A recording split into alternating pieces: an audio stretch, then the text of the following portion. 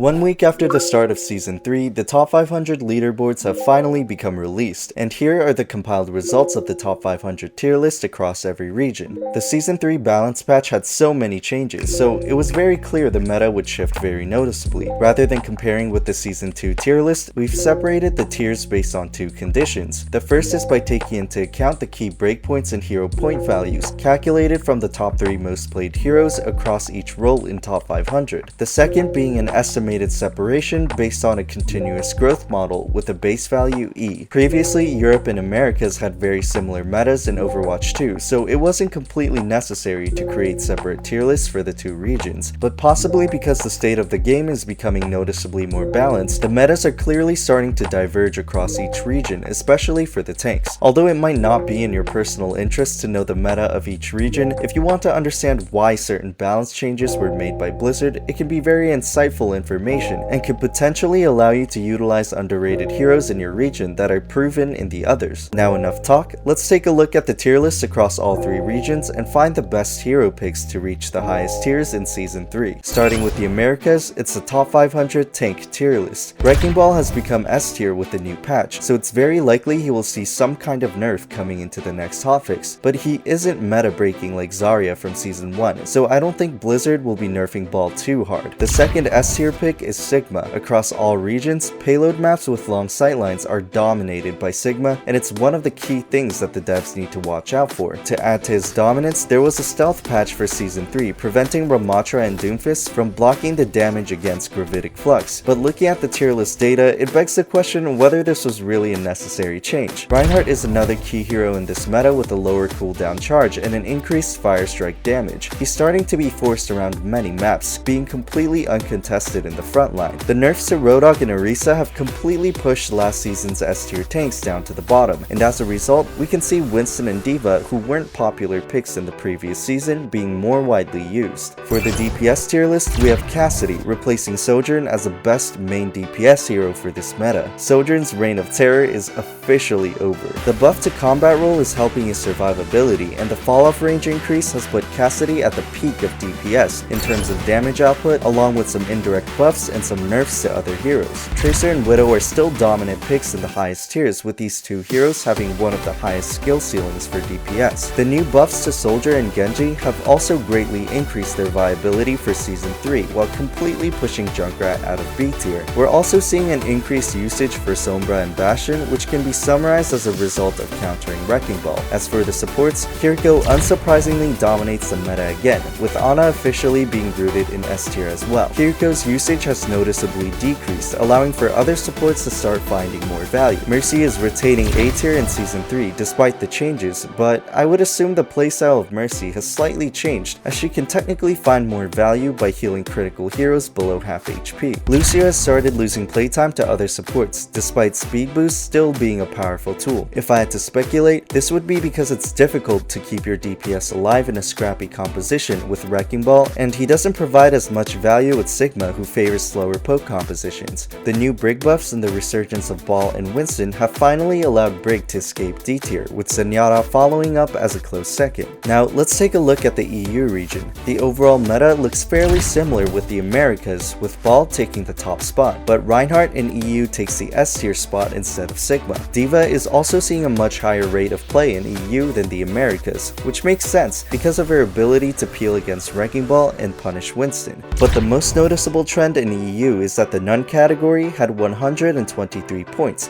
which means that the number of one-tricks in Europe is significantly increasing at the highest ranks. Previously in Season 2, the number of empty slots on the leaderboard was only 58, indicating the one-trick population has more than doubled. Considering the fact that Wrecking Ball's point value isn't insanely high and the one-trick population has increased, this means that the tank meta is becoming balanced enough for any tank to be technically viable. The DPS tier list in Europe is almost identical to the Americas, so we won't be talking about it too much. But one of the most notable differences is the higher usage of Echo and Symmetra in EU. Echo's ability to burst down targets and not being as directly affected by counters seems to be the cause, and it's still very clear that Symmetra is extremely powerful on control maps. And for the supports, we see a very similar setup with Kiriko and Ana taking S tier. One thing to note is that Ana's usage in EU is much higher than the Americas, almost being completely tied with Kiriko. Kiriko. Unlike the Americas, we see a higher usage of Zenyatta, most likely to burst down enemy tanks. Asia has the most interesting tier list and heavily differs from the other two regions. The S tier is composed of Winston, D.Va, and Sigma in that order, but not in a completely dominant fashion like in Season 1 and 2. This is a good reflection of Asia's tendency to prefer organized dive over more chaotic styles with Wrecking Ball. Speaking of Ball, despite Wrecking Ball taking the top of the tier list in the other two regions, he isn't seeing much popularity in Asia despite the new buffs. Another key difference is Zarya. She's the least utilized tank in Europe and Americas, but is faring pretty well in Asia. The biggest surprise though is Reinhardt. Despite the recent buffs, he isn't nearly as dominant like in Europe. Perhaps the longevity of dive in Asia has already provided enough of a solution to playing around Rein's relative lack of mobility, or the Rein players just struggle to force out the enemy players. Who knows? For the DPS, the S tier is still dominated by Tracer, Sojourn, and Widowmaker, but not to the same degree as before. At the very least, it's clear that the Sojourn nerfs have been effective in balancing the hero. Widow still plays a dominant role despite the health nerf from 200 to 175, which tells us that she's still dominant on specific maps like Circuit Royal regardless of her health pool. This is also the only region Cassidy isn't an S tier pick,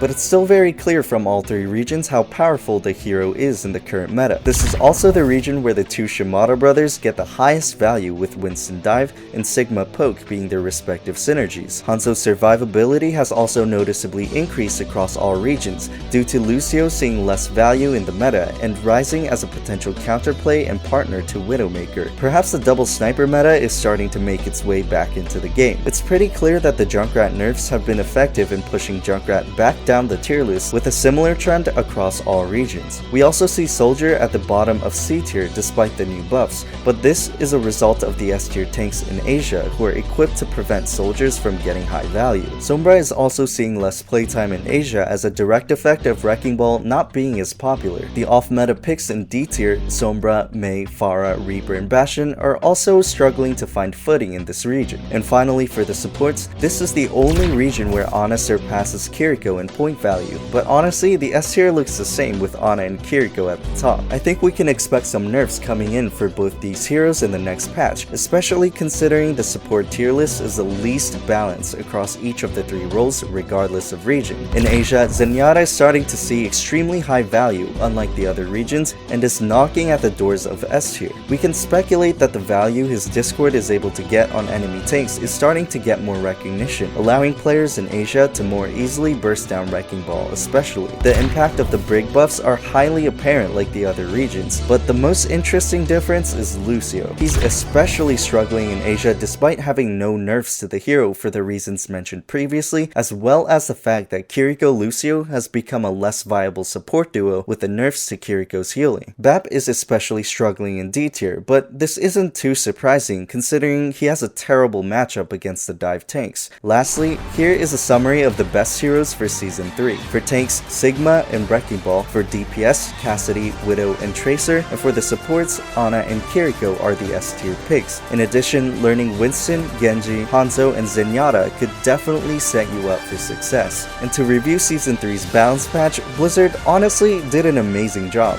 I don't think it's super fair anymore to say that they're completely dog water at balancing the game. The adjustments to Orisa was pristine, and who knew Cassidy would become an S tier again? And it honestly feels like most heroes are pretty playable unlike in Season 2. But Kiriko is still a huge problem. She's been dominating the support role for 3 seasons in a row, but because the meta across each season is starting to diverge, it might be difficult to nerf Kiriko without dumping her to the ground. Buffing Baptiste could be a great step in increasing his viability against both Kiriko dive and rush comps, especially because of how difficult it is to utilize him in a flexible meta. His projectile healing is a huge setback in his ability to synergize with many of the tanks, especially struggling to keep up with Winston, D.Va, Ball, and Doomfist.